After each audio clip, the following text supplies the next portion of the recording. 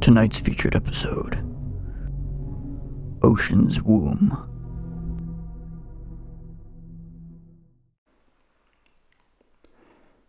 It is a hot summer's day in Westholm. The heat is sweltering, though you wouldn't know it from the grey cloud of fog over the land. It was under this grey shadow that an infestation started to take root. Enter Professor Orson Ward, a man only living here for a short month, who already became good friends with a couple living by the coast, Mr. Arthur and Katelyn Sunlow. It is after Katelyn's death, life in Westholm really started to change, and the ocean, representing a vista of potential and excitement, transformed into a graveyard of unknown horror for this fishing town.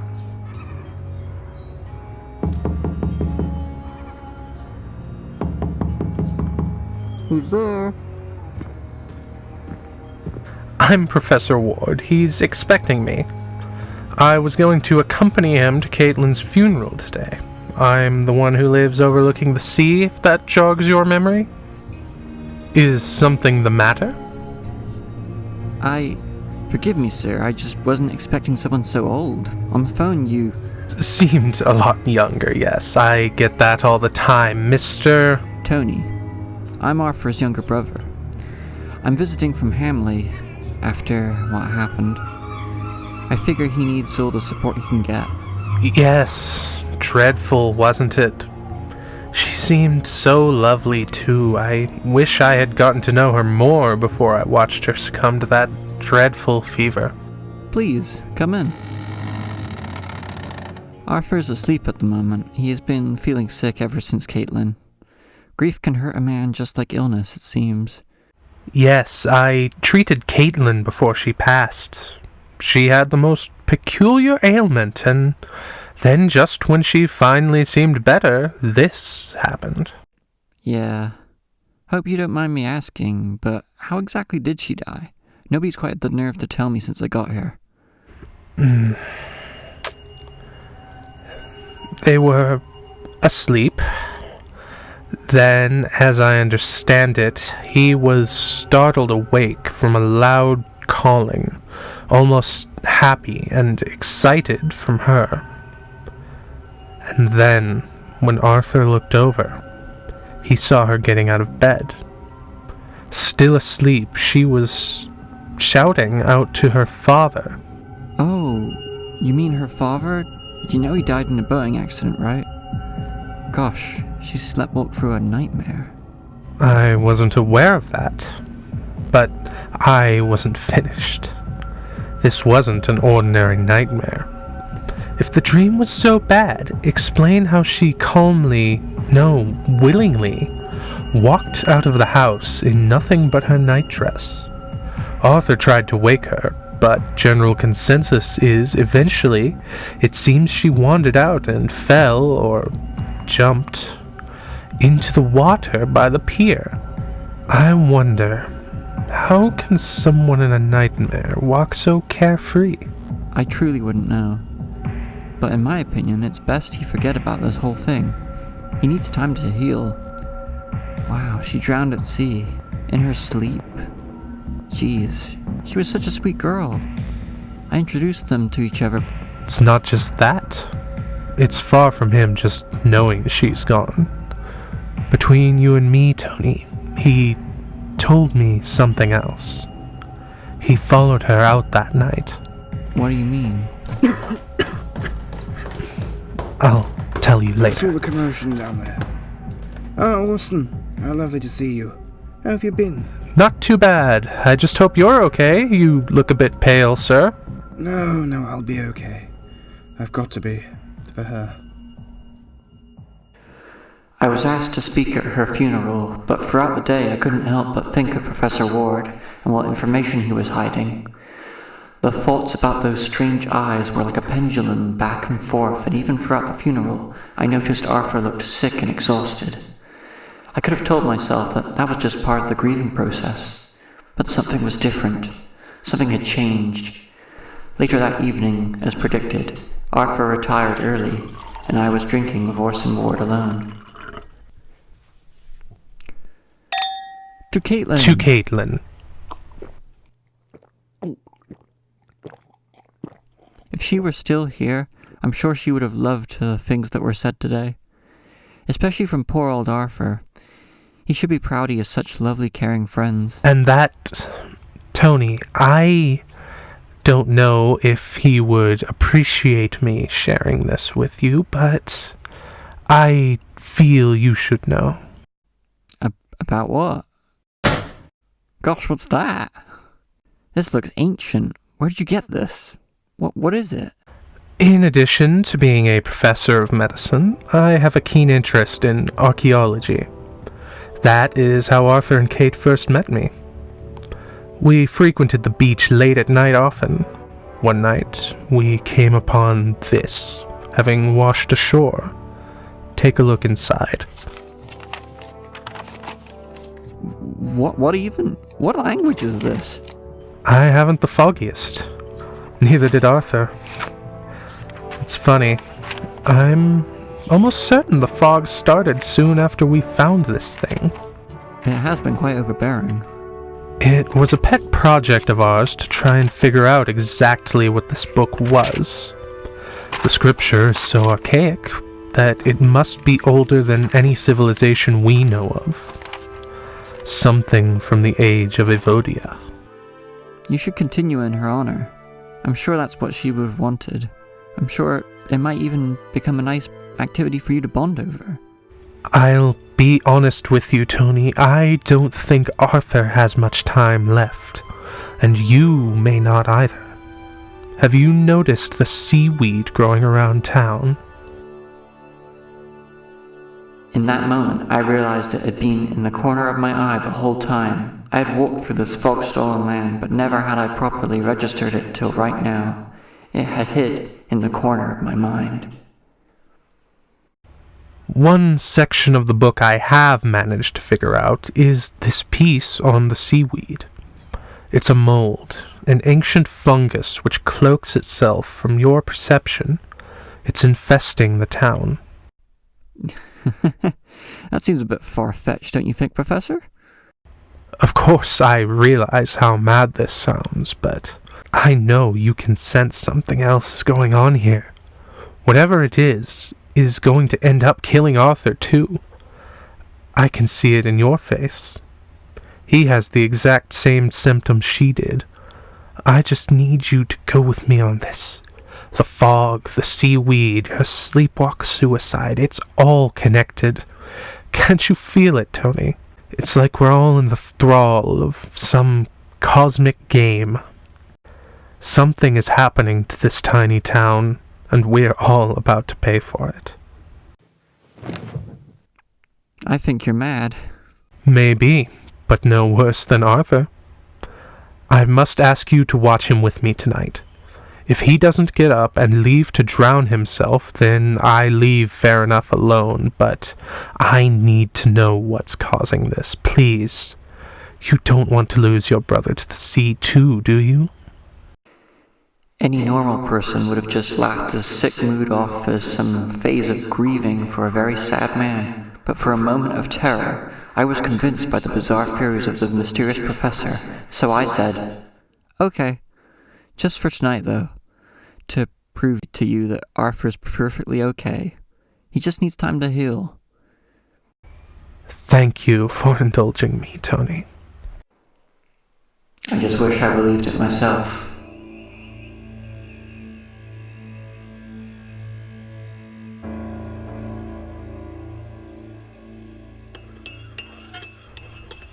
Here, I made a cup of tea. Thanks. No change yet.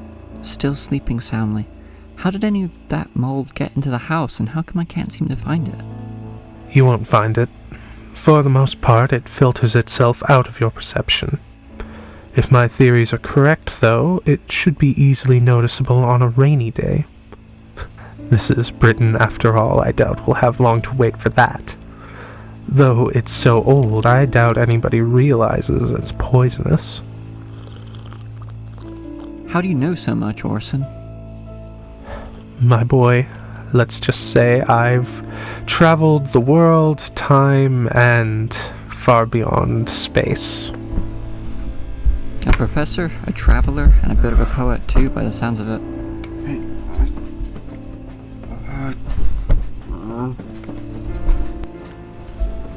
Something's happening.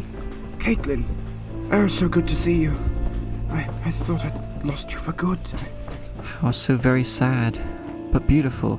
He still sees her in his dreams. See, we got nothing to fear for him. Wait!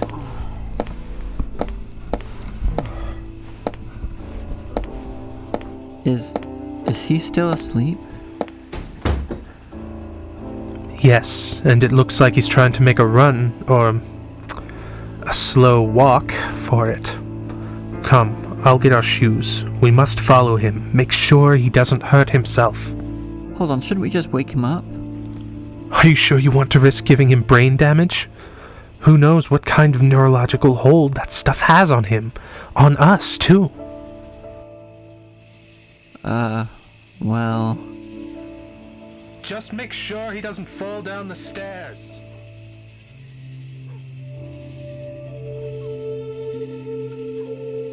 Kate? Kate? Where are you? I can't see you. It's so foggy. Listen to me, Archie. Follow my voice to the pool. It's so peaceful. You love it here. Everyone we know is here. Where am I? I thought we just buried you. Darling, don't be silly. I'm right here. Come, join me in the water. You always did say I swam like a mermaid. Yes, I did.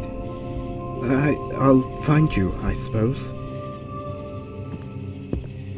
How is he moving so fast? Through this fog, I can barely see ahead of me. He's being drawn out, it seems. He knows exactly where he's going, and wherever it is at the heart of this fog. Oh my word, look over there. Oh God.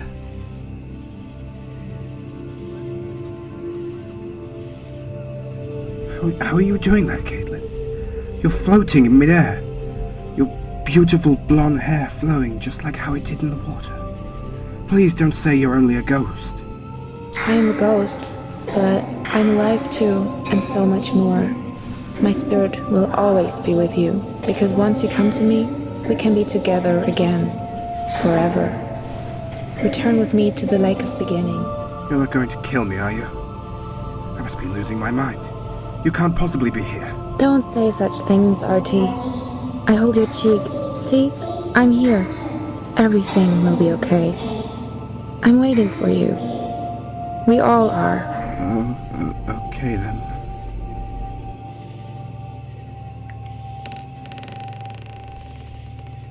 What are they all doing? They're just standing there.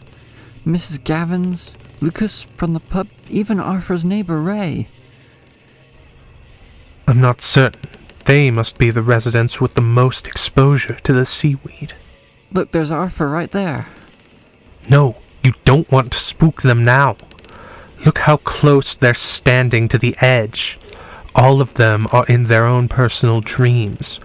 If we disturb them, they'll fall and drown in the panic, and that's if they even wake up.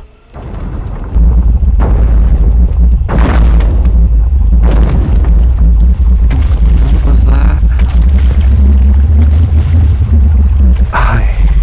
I'm not sure. It's coming out of the water. What on earth is that thing? What is that? It's like a huge tentacle pillar. That's no pillar. Cover yourself. Duck! Look, they're just standing there like statues. Never even moved a muscle. What is it doing? That tentacle is just standing still. Eerie, isn't it? I wonder why. I wonder if this thing has some control over them.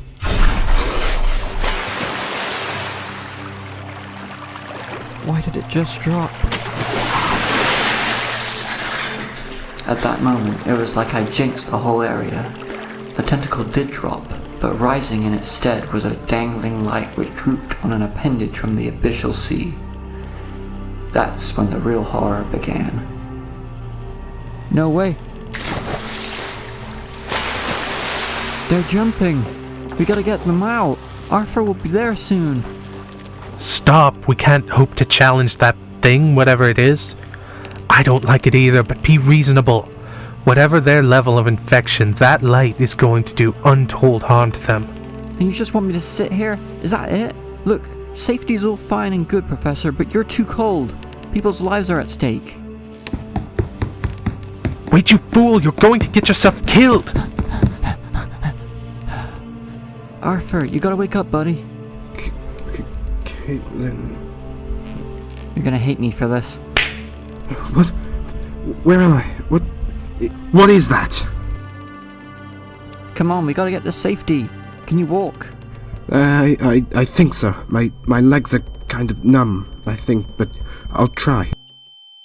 It was only for a brief second. Instead, I looked directly at the marvelous light that shone in front of us. But in its flash, I saw how easy it would have been to end this sad life where we're all destined to rot and decay on land, and return to the womb where all life had begun. The sea seemed so black and unforgiving, but I knew once we took the plunge and drowned in its magnificence, it would be like returning to the safety of a loving mother. But it was not meant to be. Come on. Tony, we've got to go. Orson's over there, he can help us. He'll know what to do. I was back, but how could I say anything? I just thought of drowning not just myself, but my very own brother, and calling it a favor to him. Look out. It's getting closer. Come, Evelyn. Come join me in the water. You'll be free from all this terrible place, free from all commitments, free from all the pain of existing. I am all the woman you ever wanted or will need. I'm the lover who will always look after you. Return to me. No, no, no! Go! Quickly! We should be safe in here. I don't think that thing travels on land. What was that? How did I get here? Some kind of lost sea creature from another age. I think that the moss growing here attracted or awakened it or something. Is he going to be okay? Yes, I think so. Just a little shell-shocked.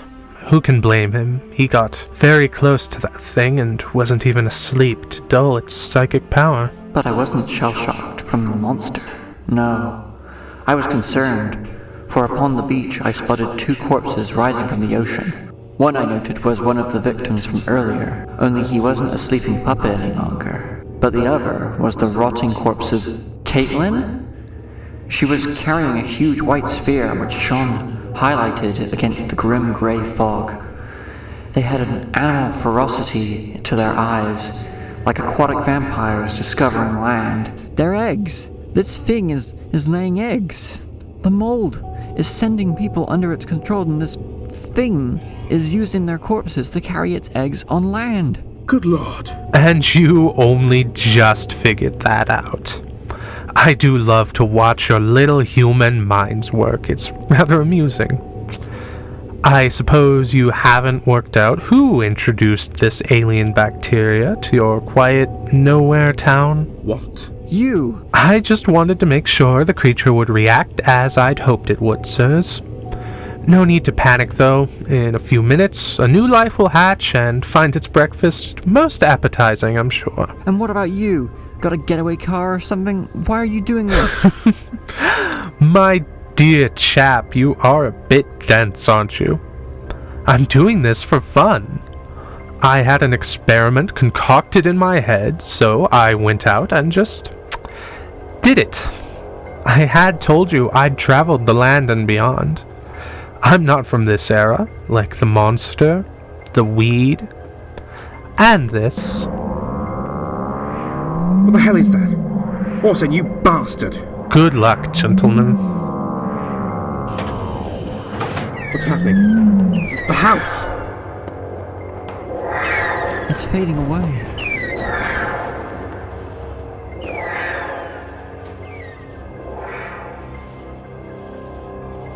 Those eggs, they're massive!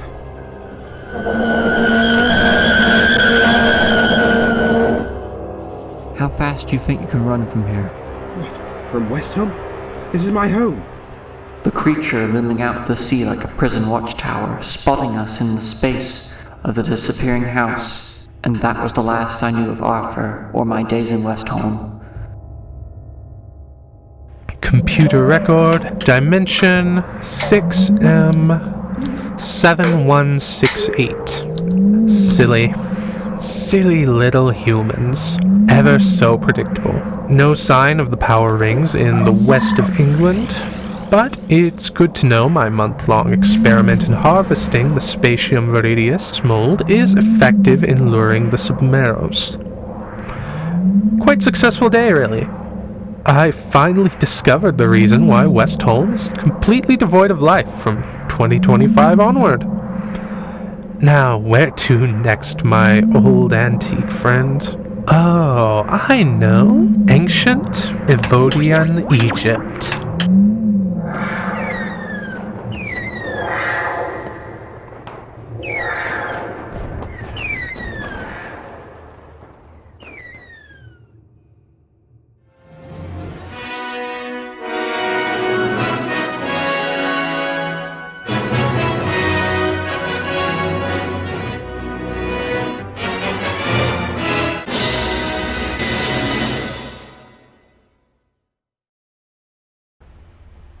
In addition to being a professor of medicine, I have a keen interest in these omnibus issues that DC keeps releasing. The printing is in black and white, but you get so much comics history for such an incredible value that it's worth it. Look here, this volume contains the entire run of The Flash. For his first, 20 years or so. It's incredible. Okay. Cover yourself, duck! Okay. Alright. They're using ducks against us.